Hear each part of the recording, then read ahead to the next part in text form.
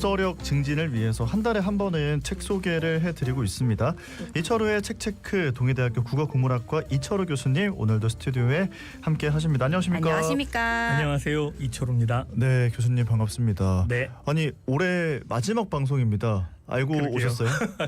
그럼요. 아 진짜요? 12월인데 알고 있죠. 네네, 들어오시는데 뭔가 좀 괜히 아련해지는 그런 기분도 들더라고요. 자, 오늘도 책 두 권을 품에 안고 저희 스튜디오에 방문을 해주셨습니다. 어떤 책들을 가지고 오셨을까요? 예, 오늘 추천한 두 권의 책은 네. 첫 번째는 노희준의 장편 소설인 넘버라는 소설이고요. 네. 이거는 민음사에서 2012년에 출간됐습니다. 또 한 권의 책은 곽재구의 기행산문인 포구기행이라는 책인데 네. 열림원에서 나왔고 2003년에 출간됐습니다. 네. 자, 당연히 오늘도 요 책들을 추천하는 이유가 있겠지요? 사실 1년을 돌아보면 네. 누구에게나 다 다사다난할 겁니다. 그럼요. 그리고 이 다사다난한 일들이 올해 특히 우리한테는 많았던 것 같은데 네. 그런 생각을 정리하면서 한편으로는 그 정리되는 생각을 치열하게 더 많은 생각을 할 수 있는 책 그런 것을 추천했고요. 또 한편으로는 좀 쉬어가는 것처럼 여유 있게 그리고 한 템포 쉬자는 느낌에서 좀 잔잔한 책을 네. 추천했습니다. 그래서 두 권이 좀 상반됩니다. 아, 그러게 아마 순서대로 이렇게 딱 소개를 해주신 것 같은데 네. 먼저 첫 번째 책 노희준 작가의 넘버부터 살펴보겠습니다. 노희준 작가부터 소개를 좀 해주시죠. 근데 이 노희준 작가는 오늘의 젊은 작가 시리즈에서 이제 이 책을 냈게 됐는데요. 1999년 문학사상 신인상에 중편 소설 캔이 당선돼서 등단했습니다. 너는 감염되었다, X형 남자친구, 그리고 장편 소설로서 킬러리스트, 오렌지 리퍼블릭 이런 소설을 냈고요. 2006년 문예중앙 소설상을 수상한 신예 작가라고 할 수 있습니다. 네. 예. 그 중에서도 오늘은 넘버라는 책인데 이 소설 어떤 소설인가요? 이 넘버 소설은 추리 소설입니다. 예. 그러니까 추리 소설이니까 이제 범인이 누구일까? 왜 그와 같은 일들을 사건을 벌였을까? 그리고 그 사건은 어째서 일어났을까? 뭐 이런 다양한 것들을 생각하게 하는데 이 소설은 그 추리 소설에 심리 소설을 합친 것 같은 내용입니다. 그래서 일반적인 소설의 서사 그리고 내면의 갈등과 심리적 묘사가 많이 읽는 재미를 쏠쏠하게 만들어주는 그런 소설이어서 좀 특징이라고 할 수 있습니다. 네. 한편으로는 이 살인자와 살인자에게 자신의 외피적인 드러난 모든 것을 빼앗긴 그리고 행적을 빼앗긴 중권 중개인이 겪는 심리 상태와 그 내면의 과정을 추리 소설 형식으로 풀어내는 기법이 좀 특이해서 그래서 좀 재밌겠다 네. 하는 생각에서 추천하게 됐습니다. 네, 그렇군요. 자, 노희준 작가의 넘버 소개를 해드리고 있습니다. 교수님께서는 이 소설의 구성이나 뭐 좀 포인트 중에서 이 부분 참 흥미진진했다 하는 포인트 있다면 어떤 걸까요?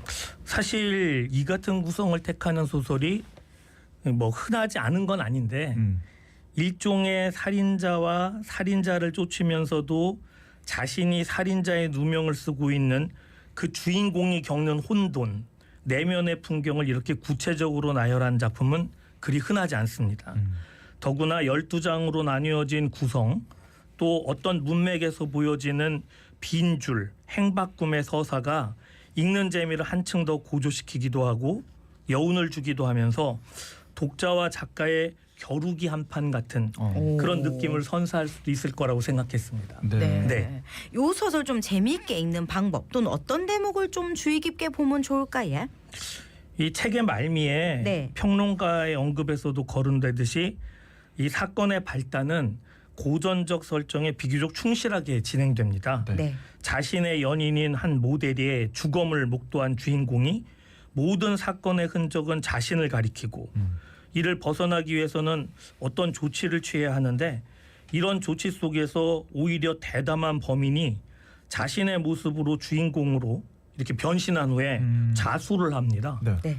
그리고 그 주인공이 그 모든 흔적을 지웠던 그 내용을 가지고 무혐의로 풀려나면서 오히려 주인공 자신이 살해범으로 쫓기게 되는 그런 설정. 네. 그리고 살인에 관한 자의식이 일정 부분 살인자와 공유되는 상황이라는 설계.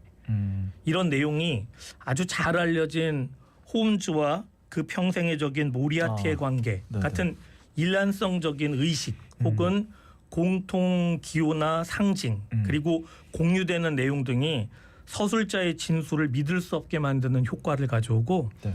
결국 이 소설 제목인 넘버라는 어떤 조직 네. 또는 존재 그런 세계와 대면하는 것으로 짜여져 있습니다.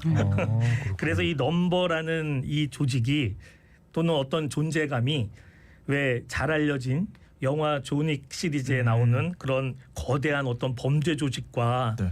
그런 통하는 맥락에서 굉장히 흥미있지 않을까 이런 생각도 했습니다. 그러게요. 지금 뭐 얘기 들으니까 좀 굉장히 좀 이렇게 책 읽는 맛이 있게 빨리빨리 독서할 수 있는 책이지 않을까 이런 생각이 근데 심리 상태가 많아서 네. 생각보다 빠르지는 못할 겁니다. 그래요? 네. 네. 자, 오늘 첫 번째 책으로 노희준 작가의 넘버를 소개해드리고 있는데요. 뭐 소설의 결말을 여쭤보기는 좀 그렇지만은 뭐 좀 읽고 나면 어떤지 좀 어떤 느낌을 받게 되는지 좀 이런 것들은 여쭤볼 수 있을까요? 두 분은 결말이 어떻게 될 것 같습니까? 결말이 예. 존윅을 아까 말씀하셨으니까 뭔가 열린 결말일까 싶기도 맞아요. 하고. 아 그래요? 오, 굉장한 추리력인데요. 사실 결말은 네. 한번 읽어보시는 것으로 하시고 예. 이게 호불호가 갈릴 것으로 예상은 되는데 네. 이런 시도나 소설적인 형상의 지속이 이 다양성이나 새로운 구성적 면에서 나름대로 의미가 있어서 요즘 작가들은 굉장히 많이 네. 이와 같은 결말 구조를 택하는 경우가 있습니다. 그래서 한편으로는 뻥 뚫리는 시원함은 없지만 네. 한번 머리를 쓰면서 나도 이렇게 생각을 해보면서 네. 따라가면서 읽는 거 그런 독서가 되면 이 책이 흥미있게 읽히지 않을까. 그리고 복잡한 다사다난의 2025년을 네. 효과적으로 넘길 수 있지 않을까 이런 생각을 해봅니다. 조심스럽게. 네. 예, 조금 더 복잡함을 느끼면서 이 복잡한 한 해를 잘 보내보는 그런 독서가 되겠다라는 생각이 드는데요. 노희준 작가의 넘버 책 소개해드렸고요. 다음 책은 곽재구 작가의 포구기행이라는 책입니다. 이 포구가 배가 정박할 수 있는 곳으로 지리적으로 오목하게 들어간 지형의 항구 또는 그런 포구를 말하는 거지요? 네, 맞습니다. 사실 배가 정박하는 것을 포구라고 하고 네. 육지가 뾰족하게 나와 있는 곳을 곳 혹은 단 네. 또는 갑이라고 부르죠. 그러니까 이 곳과 포구는 반대되는 지형이고 포구는 그런 면에서 파도가 좀 덜 치고 네. 안정적이니까 이제 항구로 쓴 거죠. 이 책의 부제가 해 뜨는 마을 해 지는 마을의 여행자 곽재구의 포구기행입니다. 그러니까 이 책은 한때 문화운동의 일환으로 전개된 기적의 도서관을 세우기 위한 기금 마련으로 제작된 책으로 유명하고 네. MBC 느낌표 책을 읽읍시다에 선정된 맞아요. 그런 도서이기도 해서 제법 유명세를 탄 책입니다. 예. 이미 잘 알려져 있어서 뭐 포구기행 딱 책 제목 들으시면 기억하시는 분들 많을 것 같은데 이 책을 지금 이 시기에 다시 꺼내신 이유가 있지 않을까 싶은데 이유가 있을까요? 뭐 사실 좋은 책은 언제 읽어도 좋고 또 이런 책일수록 한번 자꾸 이야기하면서 우리가 여행을 갈 때라든가 또는 어디를 갈 때 네. 한번 갖고 다니면서 꺼내 읽기 좋기도 하고 또 방학을 맞이하거나 겨울 휴가로 어디론가 가고 싶을 때 여기서 거론한 곳을 한번 계획해 보시는 것도 좋지 않을까. 뭐 나의 문화유산 답사기 시리즈들을 많이 갖고 네. 그렇게 답사를 가거나 여행을 떠나시는 분들이 많다고 들었습니다. 그러니까 그런 맥락에서 하나는 미학적 관점에서 다가섰다면 하나는 좀 감정적이고 감상적인 그리고 시인의 눈으로 보는 따뜻한 시선을 느낄 수 있다는 점에서 한번 이렇게 준비해봤습니다. 네, 좋습니다.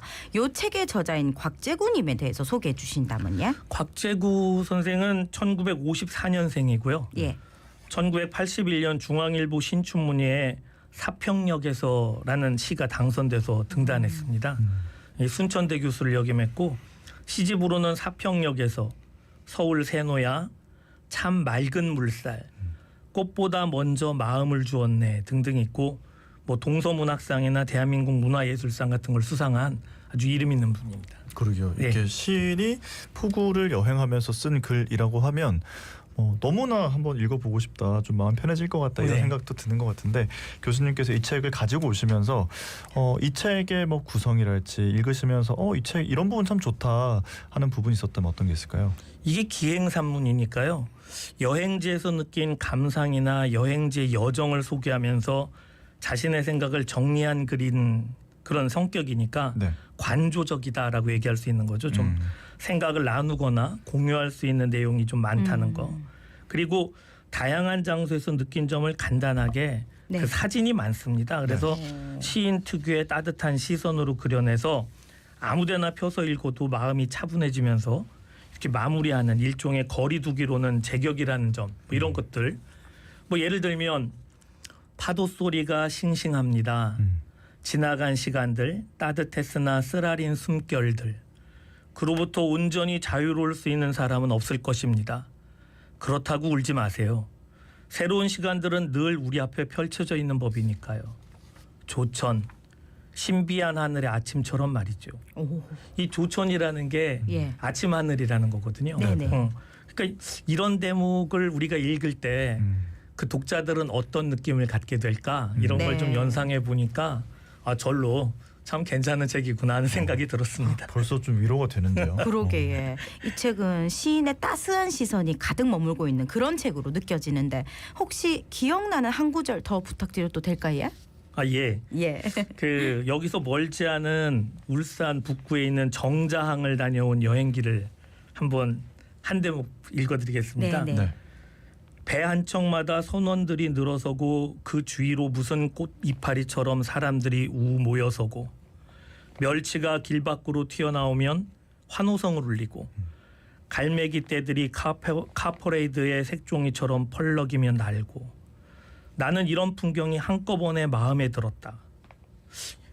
여기서 이 한꺼번에 마음에 들었다는 대목을 제가 읽으면서 네. 감탄했는데 이 한꺼번에라는 말이 오는 어감, 내용 그러면서 이 책을 읽으면 글이 갖는 매력이라는 게 어떻게 보면 10분 음미될 수 있지 않을까 생각합니다. 네. 그러니까 뭐 한 번에 하나씩이 아니라 그 지금 서사로 나열한 그 장면이 한눈에 한꺼번에 확 오는 거죠. 그러니까요. 예. 그러니까 몽땅 하나도 남김없이. 네네. 그래 그 내게 밀려오는 그 풍경 그걸 떠올린다면 네.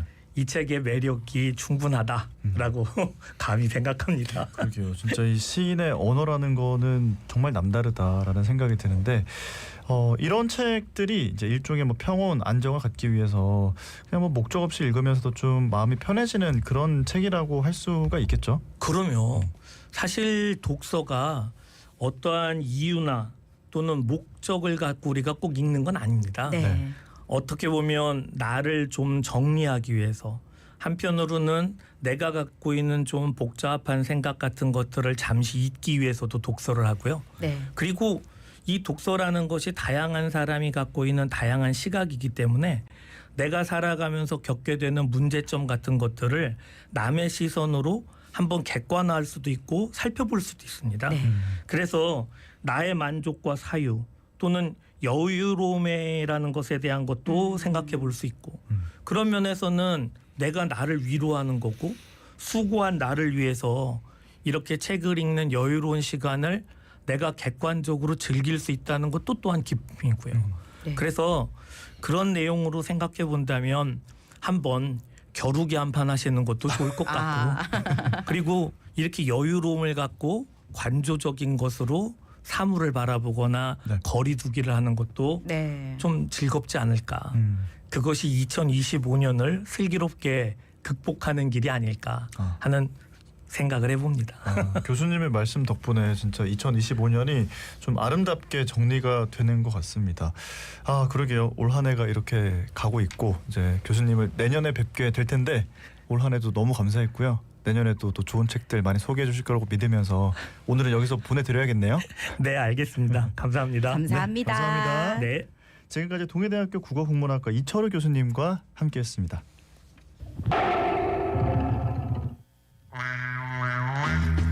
부산 현재 구름 낀 하늘